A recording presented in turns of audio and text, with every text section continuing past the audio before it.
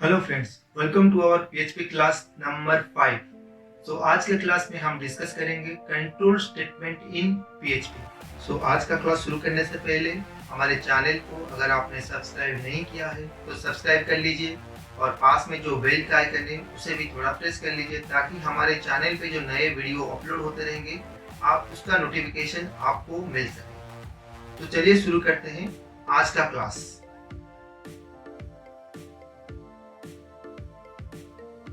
So what is control statement? So the statements who control the flow of program is known as control statement। मतलब जो statement programme के flow को control करते हैं, मतलब उस स्टेटमेंट पे डिसाइड करता है कि आउटपुट क्या होगा, that is known as your control statement. Control statement को दो भागों में डिवाइड किया गया है, एक है ब्रांचिंग स्टेटमेंट, दूसरा है looping statement. So branching statements are if else, if else if, nested if and switch। उसी तरह लूपिंग्स are for loops, while loops, do while loops and for each loop। तो पहले हम डिस्कस करेंगे if स्टेटमेंट। if स्टेटमेंट का syntax क्या है? if एक कंडीशन रहेगा, उसके बाद बॉडी ऑफ लूप, अगर कंडीशन ट्रू हुआ तो बॉडी ऑफ लूप एग्जीक्यूट करेगा। फॉर एग्जांपल जैसे कि हमने यहाँ पे दिया हुआ है 10 less than equal to 12।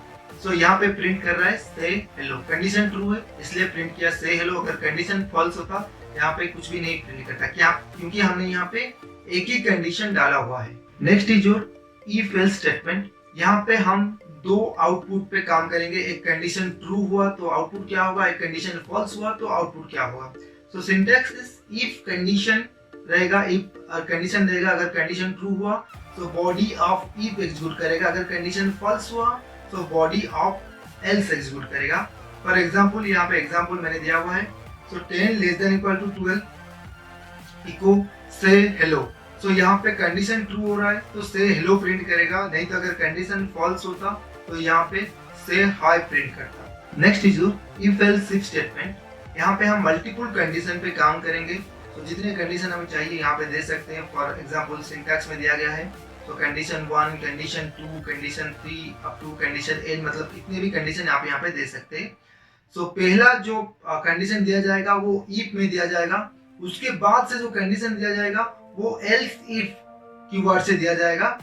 Else if में जितने कंडीशन आप चाहिए आप दे सकते हैं, और एंड पे आप यहाँ पे एल्स जो है वो यूज कर सकते हैं या नहीं भी कर सकते। एल्स यहाँ पे ऑप्शनल है, पर जितने कंडीशन आप चाहिए वहाँ पे दे सकते हैं। फॉर एग्जाम्पल हमने यहाँ पे लिया हुआ है, पहले इफ में लिया हुआ है 10 less than equal to 12 eco से हेलो, दूसरे एल्स इफ में लिया हुआ है 15 लेस देन इक्वल टू 12, और थर्ड में भी एक कंडीशन दिया गया है। यहाँ पे पहले जो कंडीशन सेटिस्फाई करेगा सिर्फ वही प्रिंट करेगा। अगर इफ में कोई कंडीशन सेटिस्फाई कर रहा है और एल्स इफ में भी कोई कंडीशन सेटिस्फाई कर रहा है तो पहला तो इफ वाला ही प्रिंट करेगा, मतलब पहला कंडीशन जो भी सेटिस्फाई करेगा वो वहां पे प्रिंट करेगा, और उसके नीचे अगर कोई कंडीशन सेटिस्फाई कर भी रहा है तो ये प्रिंट नहीं करेगा।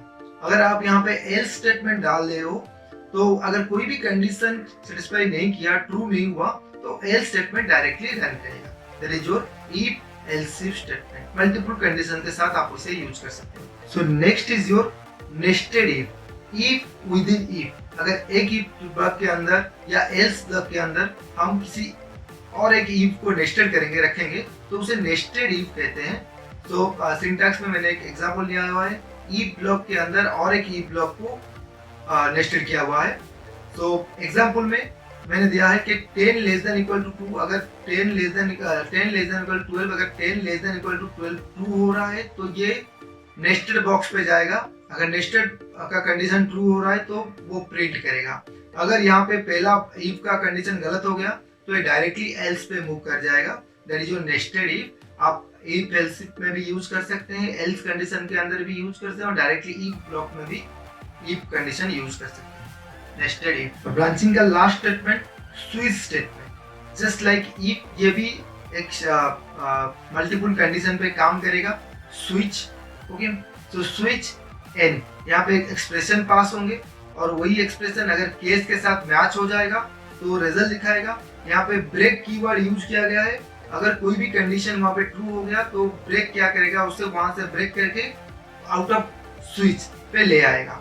अगर सारे कंडीशन फॉल्स हो जाएंगे तो यहाँ पे एक डिफॉल्ट कंडीशन है डिफॉल्ट स्टेटमेंट वो वहां पे एग्जीक्यूट करेगा। सो फॉर एग्जांपल मैंने यहाँ पे एग्जांपल पे लिखा है स्विच पे 1 लिखा हुआ है और ये केस 1 पे मैच हो रहा है, तो यहाँ पे प्रिंट करेगा से हेलो और ब्रेक देगा और आउट ऑफ स्विच बाहर ले आएगा स्विच से, तो से हेलो यहाँ पे वो प्रिंट करेगा। Next is your looping statement. Looping means repetition of statements, एक स्टेटमेंट को बार बार रिपीट करना, रिपीटेड टाइम्स प्रिंट करना। सो लूपिंग से हम ये वाला काम कर सकते हैं। सो लूपिंग के लिए हमें 3 पैरामीटर चाहिए। एक तो इनिशियलाइजेशन, कहाँ से ये लूप शुरू होगा। सो दूसरा कंडीशन, कहाँ पे लूप जाके रुक जाएगा। और तीसरा डायरेक्शन, ये लूप फॉरवर्ड डायरेक्शन में जाएगा या बैकवर्ड डायरेक्शन में जाएगा, दैट इज योर डायरेक्शन। किसी भी कोड ब्लॉक को हम जितना चाहेंगे उतना लूप से रिपीट कर सकते हैं और जब कंडीशन ट्रू होगा तब तक ये लूप चलेगा, जब कहां से कंडीशन फॉल्स हो गया वहां पे लूप रुक जाएगा। सो पहले हम देखेंगे for loop. So this is the syntax of for loop. For और फॉर के पैरेंथेसिस के अंदर initialization, direction, initialization, condition, direction, ये सारे उसके पैरेंथेसिस के अंदर रहेंगे। तो फॉर लूप, उसके बाद रहेगा बॉडी ऑफ लूप, उसके बाद अगर पैरेंथेसिस के बाद कर्ली ब्रेसेस शुरू होगा और बॉडी ऑफ लूप रहेगा और कर्ली ब्रेसेस एंड रहेगा। फॉर एग्जांपल मैंने यहाँ पे इनिशियलाइजेशन किया है फॉर $i = 1, $i <= 10, मतलब जहाँ पे 10 होगा वहां पे रुक जाएगा। तो प्लस प्लस $i, मतलब i का वैल्यू जो है आगे तक इंक्रीमेंट करेगा, फॉरवर्ड डायरेक्शन में जाएगा। सो प्रिंट क्या करेगा, $i प्रिंट करेगा, उसके साथ एक ब्रेक भी प्रिंट होगा ताकि एक आउटपुट प्रिंट करने के बाद और सेकंड लाइन पे नेक्स्ट आउटपुट, थर्ड लाइन पे नेक्स्ट आउटपुट, इसलिए मैंने ब्रेक दिया हुआ है। सो कैसे प्रिंट करेगा, ये 1 to 10 प्रिंट करेगा, 1 2 3 4 5 6 ऐसे करके 10 तक प्रिंट करेगा स्क्रीन पर। सो ये काम कैसे करता है, जब हमने यहाँ पे $i इनिशियलाइज किया तो कंपाइलर क्या करेगा, फॉर के पास जब आएगा पहले वो इनिशियलाइजेशन पार्ट को जाएगा। सो $i के पास जाएगा, उसके बाद कंडीशन के पास जाएगा, मतलब वहां पे चेक करेगा कि कंडीशन ट्रू है या फॉल्स है। तो वहां पे उसने चेक किया $i <= 10, मतलब 1 से शुरू हुआ था और 10 से कम है, मतलब कंडीशन ट्रू है, तो तभी वो क्या करेगा, अंदर जाएगा, डायरेक्शन पे नहीं जाएगा, तो डायरेक्टली बॉडी ऑफ लूप में जाएगा, वहां पे i का वैल्यू प्रिंट करेगा, उसके बाद डायरेक्शन पे जाएगा, वहां पे इंक्रीमेंट के लिए दिया गया है तो वैल्यू i का एक इंक्रीमेंट करेगा, 2 हो जाएगा, उसके बाद वो कंडीशन पे जाएगा। तो कंडीशन को चेक करेगा, 2 <= 10, मतलब कंडीशन ट्रू है, फिर वो बॉडी ऑफ लूप में जाएगा, इनिशियलाइजेशन पे नहीं जाएगा। इनिशियलाइजेशन पे सिर्फ एक ही बार लूप जाएगा, उसके बाद कंडीशन, उसके बाद बॉडी, उसके बाद डायरेक्शन, कंडीशन बॉडी डायरेक्शन, ऐसे करके चलेगा जब तक कंडीशन फॉल्स ना हो जाए। सो ये यहाँ पे 1 to 10 तक प्रिंट करेगा। सेकेंड एग्जाम्पल पे मैंने ये किया हुआ है कि i का जो वैल्यू था वो 1 से नहीं 10 से शुरू किया है और ये कहाँ तक जाएगा, 1 तक जाएगा, और डायरेक्शन मैंने यहाँ पे डिक्रीमेंट दिया हुआ है। इसका मतलब है ये जब i का वैल्यू प्रिंट करेगा पहले तो 10 प्रिंट करेगा, उसके बाद 9 प्रिंट करेगा, उसके बाद 8 प्रिंट करेगा, उसके बाद अप टू 1 तक प्रिंट करेगा i का वैल्यू, और आउटपुट में हमें 10 9 8 7 6 अप टू 1 तक दिखाएगा। ये रिवर्स डायरेक्शन में हमने इसे दिया हुआ है -$i। So next is the while loop. So while loop का सिंटैक्स वहां पे दिया गया है। पहले तो इनिशियलाइजेशन जो होगा वो लूप के बाहर ही होगा, और व्हाइल में सिर्फ कंडीशन रहेगा, और बॉडी ऑफ लूप में स्टेटमेंट, और स्टेटमेंट के बाद रहेगा डायरेक्शन। सो उसी तरह पहले $i फॉर एग्जांपल में मैंने लिया हुआ है 1 to 10 प्रिंट करने के लिए।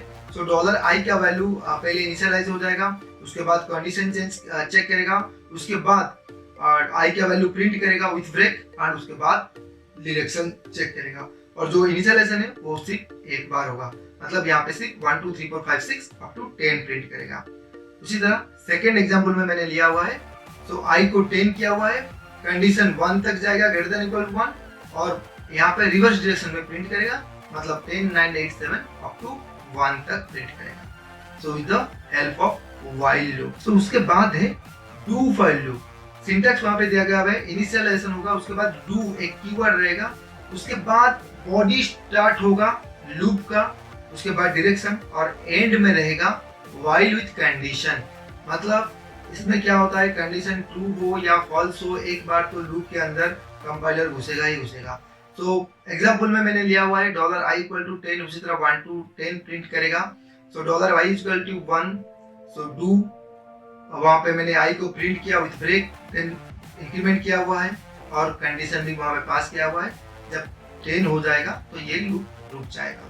सो पहले क्या होगा, i इंक्रीमेंट करेगा, उसके बाद while उसके बाद अंदर जाएगा, प्रिंट करेगा i को, उसके बाद इंक्रीमेंट होगा, उसके बाद कंडीशन चेक करेगा, तो उसके बाद फिर से डू में जाएगा, कंडीशन ट्रू होगा, फिर से डू और ब्लॉक में जाएगा, फिर इको करेगा i को, फिर कंडीशन इंक्रीमेंट डिक्रीमेंट होगा, कंडीशन चेक करेगा। ऐसे करके 1 to 10 वो प्रिंट करेगा। उसी तरह सेकेंड एग्जांपल में मैंने 10 to 9 प्रिंट किया हुआ है, जो 10 से शुरू होगा, रिवर्स डायरेक्शन में जाएगा, 10 to 1 प्रिंट करेगा। सो व्हाइल और डू व्हाइल में कुछ डिफरेंस है, जैसे कि व्हाइल लूप में क्या होता है, जब कंडीशन ट्रू होता है तो वो ब्लॉक के अंदर जाता है।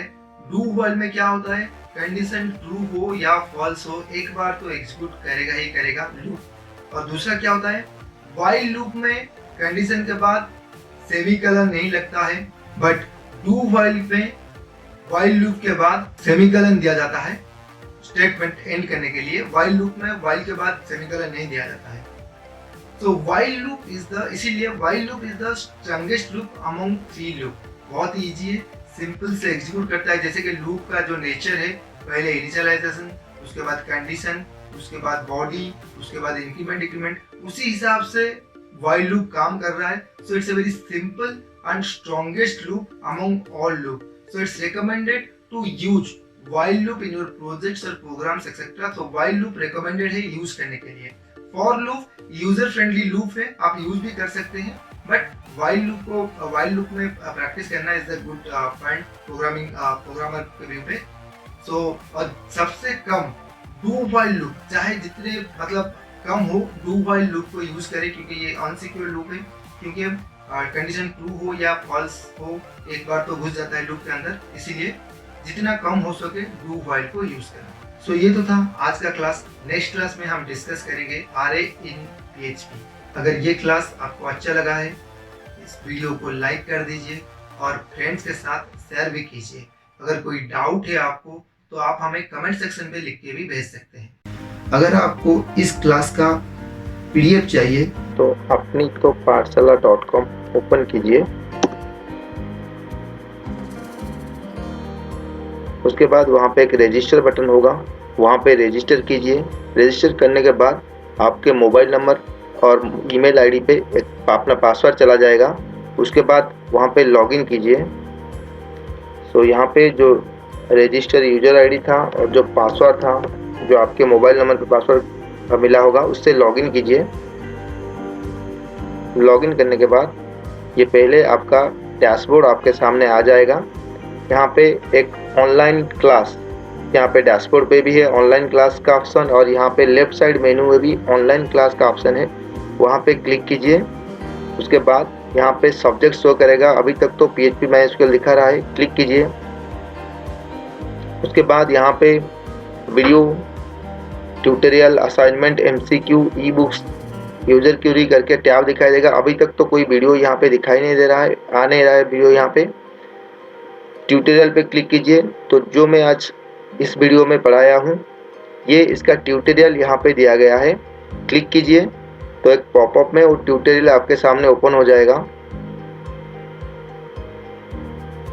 ये रहा ट्यूटोरियल जो मैं आज पढ़ाया था क्लास में, तो इसका ट्यूटोरियल यहाँ पे है। आप यहाँ से ट्यूटोरियल भी रेफर कर सकते हैं। और यहाँ पे असाइनमेंट है PHP का। सो अभी तक तो 23 असाइनमेंट है, आगे भी असाइनमेंट यहाँ पे आ जाएंगे। सो कोई भी असाइनमेंट पे क्लिक कीजिए। सो असाइनमेंट यहाँ पे लोड हो जाएगा, PDF में खुल जाएगा। आप वो असाइनमेंट भी यहाँ पे PHP का प्रैक्टिस कर सकते हैं। उसके बाद MCQ है। जब MCQ सेक्शन में क्लिक करेंगे, एक क्वेश्चन वहाँ पे दिखाई देगा और यहाँ पे 4 ऑप्शन दिखाई देंगे। कोई भी ऑप्शन पे अगर क्लिक करेंगे तो अगर ये गलत हो गया तो उसका आंसर यहाँ पे दिखाई देगा, और यहाँ पे एक गो पर नेक्स्ट MCQ का ऑप्शन भी रहेगा। तो आप इस पर क्लिक करेंगे तो नेक्स्ट MCQ का क्वेश्चन यहाँ पे आपको शो करेगा। उसके बाद यहाँ पे ई बुक्स का ऑप्शन है। PHP के रिगार्डिंग जो भी ई बुक्स होंगे यहाँ पे अपलोड होंगे। अभी तक तो 2 ही ई बुक्स यहाँ पे दिखाई दे रहे हैं। आगे भी बहुत सारे ई बुक्स यहाँ पे आ जाएंगे धीरे धीरे करके। सो ऐसे क्लिक कीजिए ई बुक पे, तो पॉपअप में तो ई बुक भी अपना ओपन हो जाएगा। तो बहुत ही बड़ा फाइल है, तो इसलिए थोड़ा टाइम ले रहा है यहाँ पे। ई बुक जो क्लिक किया था आपने यहाँ पे खुल गया है। तो आप यहाँ पे ई बुक्स भी रेफर कर सकते हैं PHP का। उसके बाद यहाँ पे यूजर क्यूरी है, जो भी यूजर कोई भी सवाल पूछ रहा है PHP का, तो यहाँ पे उसका आंसर भी मिल रहा है फोरम की तरह पे। ये यहाँ पे है। तो यहाँ पे रिसेंट टू ओल्ड क्यूरी दिखा रहा है, आप रिसेंटली जो क्यूरी पूछा गया है वो दिखा रहा है। अगर आप पुराना क्यूरी पे क्लिक करेंगे तो ये ओल्ड टू रिसेंट क्यूरी पे जाएगा।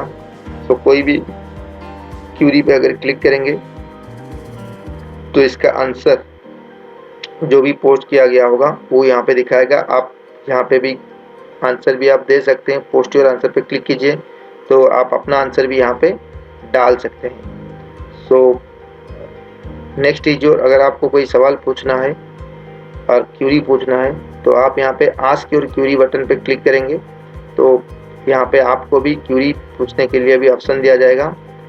तो यहाँ पे आप चूज कीजिए। सपोज आप PHP के बारे में कुछ पूछना चाहते हैं तो यहाँ पे इंफॉर्मेशन टेक्नोलॉजी और यहाँ पे PHP ऑप्शन है, यहाँ पे अपना क्यूरी डालिए और पोस्ट योर क्यूरी पे क्लिक कीजिए। जो भी क्यूरी आप यहाँ पे ऐड करेंगे वो सारा क्यूरी आपको इसके नीचे दिखाई देगा। जो भी क्यूरी आप यहाँ पे डालेंगे तो सारा क्यूरी यहाँ पे आपको दिखाई देगा। और इस पर क्लिक करने के बाद आप देख भी सकते हैं, अगर किसी ने आंसर दिया होगा तो उसका आंसर भी यहाँ पे आप देख सकते हैं। और भी बहुत सारे ऑप्शंस यहाँ पे दिए गए हैं, जैसे कि ई बुक से, एग्जाम क्वेश्चन से, वीडियो लेसन से, और बहुत सारे ऑप्शंस यहाँ पे आपको मिलेंगे। तो बहुत ही अच्छा सा एप्लीकेशन है, उसे लॉगिन कीजिए और यूज कीजिए। Thank you for watching this video.